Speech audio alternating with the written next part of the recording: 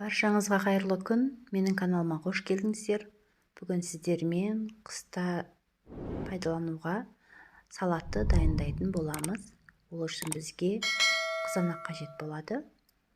Қызанақтардың барлығын жуып тазалап, бір ыдысқа құйып, оның үстінен қайнап тұрған ыстық суды құямыз. Ыстық суды құйып болғаннан соң 15-20 минутқа қойып қоямыз. 15-20 минуттан соң біздің қызанақтарымыздың сырты осылай босап қалады. Сол сырттың қабықтарын алып тастауымыз қажет болады.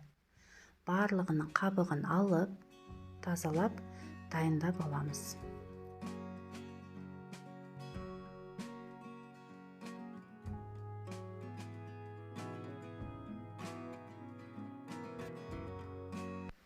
Дайын болған қызанақтарымыздың үстіне татымына қарай тұз қосып, ыдысымызды отқа қоямыз.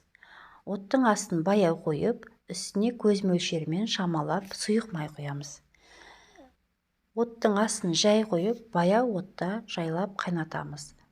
Біраз уақыт қайнағаннан кейін біздің қызанақтарымыздың суы шыға бастайды. Арасында қозғап араластырып тұру керек болады.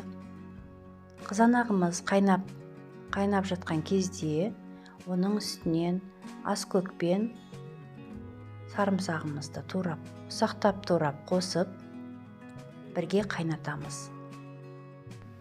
Осы қайнап жатқан салатымызды оттан алып, блендермен езіп, біркелкі масса жасап алуға болады. Алайда мен қызанақтардың бүтін болып тұрған қалағандықтан олай жасаған жоқпын. Салатымыз қайнағаннан соң, дайын болған кезде дәмін көріп, банкамызды залалсыздандырып, салатымызды құйып, жақсылап жауып аламыз. Міндетті түрде жасап көріңіздер. Өте дәмді, ерекше, бар жоғы 2 заттан тұратын өте дәмді салат. Егер де рецепт сіздерге ұнаса, лайк пен комментарий қалдырып кетіңіздер.